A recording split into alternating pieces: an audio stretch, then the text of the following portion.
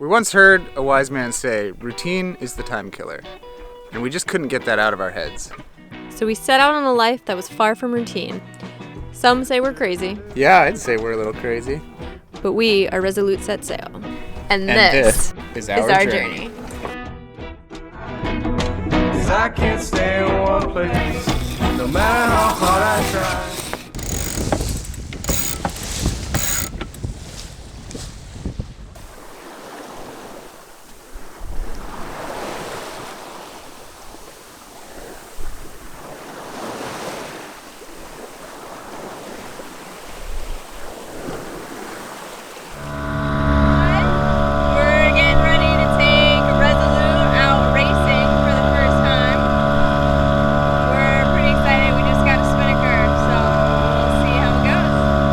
With a forecast of 20 plus knots, we decided to pick up some friends and enter the local beer can race. Unfortunately, with such high winds predicted, only one other boat competed.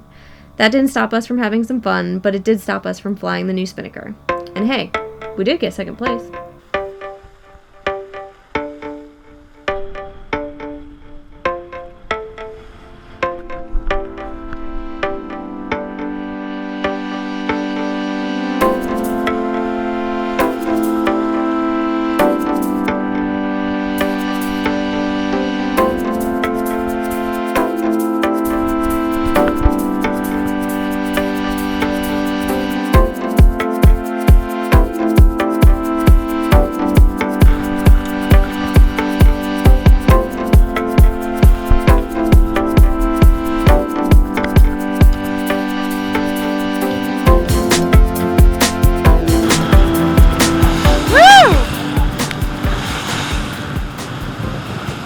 Stop this dead though. Yeah.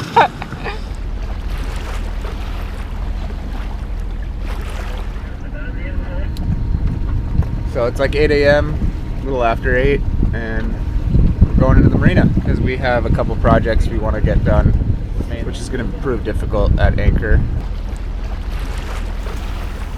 The rigging keeps loosening up and the mast is getting lower and lower, and things like door jams are getting tighter and tighter. So I'm in the process of destroying all the beautiful woodwork around the boat, pulling out the bungs and I've already got the ceiling panels off and one piece of the trim off, and now I'm going to try to lower it and see if we can't find the problem, see what's collapsing.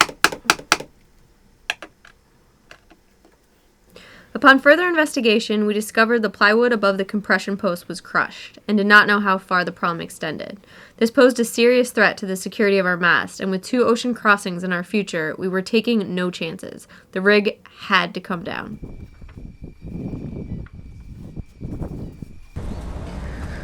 So we took everything off today. We took all the sails off, took the radar down, got everything ready to take the mast off tomorrow. But with a departure date of 3 weeks, it looks like we're breaking down the boat instead of getting it ready. I'm getting a little stressed out. What do you think, Eric? Are we going to be ready to go to Hawaii in 3 weeks? We'll be ready. Such forced confidence. I don't know how else to get through this. This is a lot of work, but good thing we have good friends around that are willing to help. That's pretty key. Today's the day. With any luck, in a couple hours, we will be a motorboat, and this mast will be sitting in a yard. What you doing, babe? Making smoothies because our team is dying of heat. We got here and we're all ready. The crane was supposed to be here at 10, but it turns out there was some issue. The crane's still gonna come today. We called him back, but we have to get it. They don't have a lot of time, so we gotta get everything done in a half an hour. So, smoothieing up.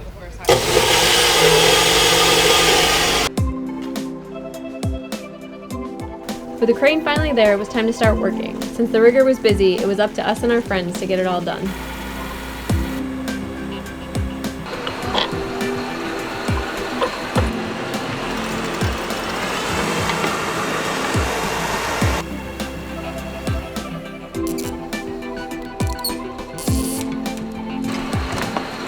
You get to be a mast hugger. What's the job you just got, Megan? I'm holding the mast. I'm the mast hugger. Thanks. How's it going so far, Eric? It's going smooth. Oh, don't say that, dude. If you look behind me, we have the whole crew. As of right now, we have, I think, a 7 or 8 man crew doing this. We have Jess as the interpreter and relayer. We have Megan on the mast hugging position. Shanna is a tying position.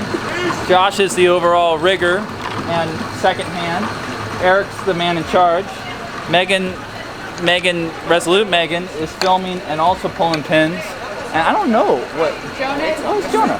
Oh, he's pulling pins too. This would be about $6,000 an hour if everyone was getting paid here. Okay, 4 stays off.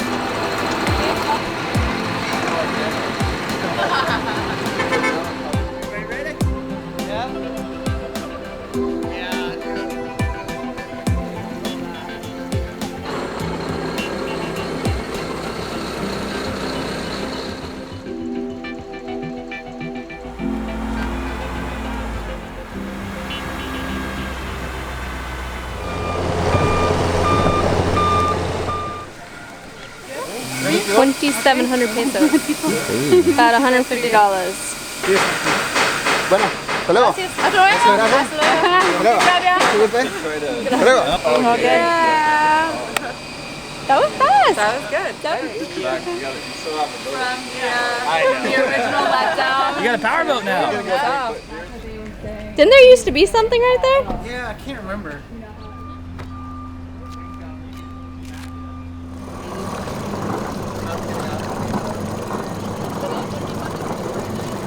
Wanting to treat the crew for all their help while also celebrating St. Patrick's Day, we headed to our favorite dinner spot, the Red Chair. We quickly settled into some cervezas and tequila. The total bill for the night, including beer and food, $65. Not a bad deal for a day's work. What do you got there in your hand? Oh my gosh. Dog leash. So close. If you need me to do it for you, I got it. I might actually, if you would. This part of your finger, like the meat right here. Yeah.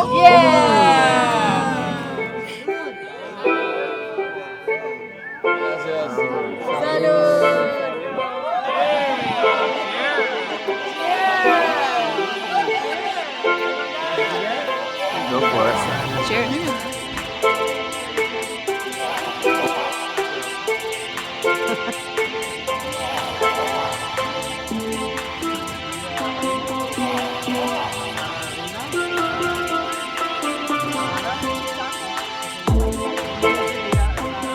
Pooped all over it. This is our favorite place, La Silla Roja. It's not our first time being here. Heard that like How often do we come? either raining or At least 3 to 6 times a week. How do you put the bowl? And they're only open 5 times a week, so. With the mast off, the real work began. It was time to remove the crushed plywood sections and replace with G10 board. Replace the narrow oak top strip with a wider teak piece. Reseat and reseal the mast shoe and inspect the rigging and mast while it was down. With any luck, we would be a sailboat again in a few days.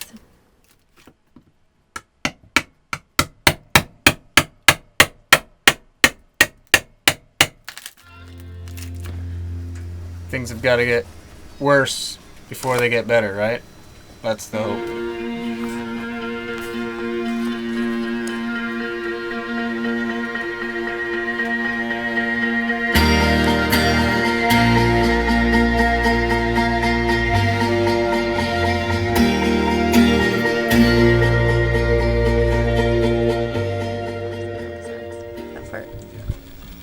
So once we made all this thickened, pasty, peanut buttery epoxy, we just put a big thick layer on the G10 in between the 2 layers and then wedged it up, and it filled all the voids and squeezed out the sides, and then you just kind of clean it up.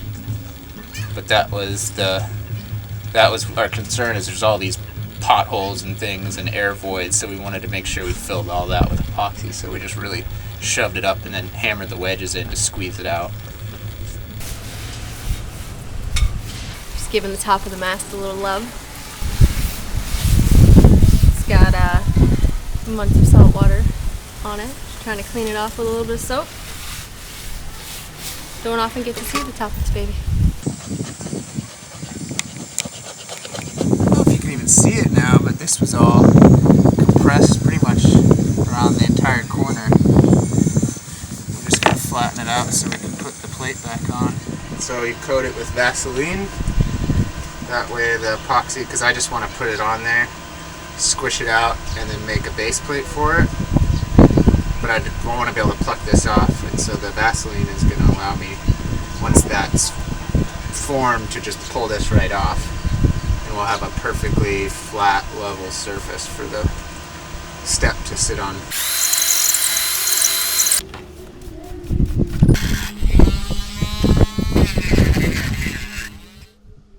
Alright, so we're stepping the mast this morning, and it's all back up to where it should be. And we've got our little quarter to go underneath, heads up. And then this little rubber thing is to keep the hoses from getting chafed by this sharp edge. So we're going to put that there, and hopefully all goes well. Despite the crane operator not showing up till the last minute, we were able to set Resolute's mast back up before the whole yard was shut down for a week. Once again, our friends came in handy, with Rob climbing the mast to get the lifting strap. Now all that was left was the final test. Would the rig hold its tune?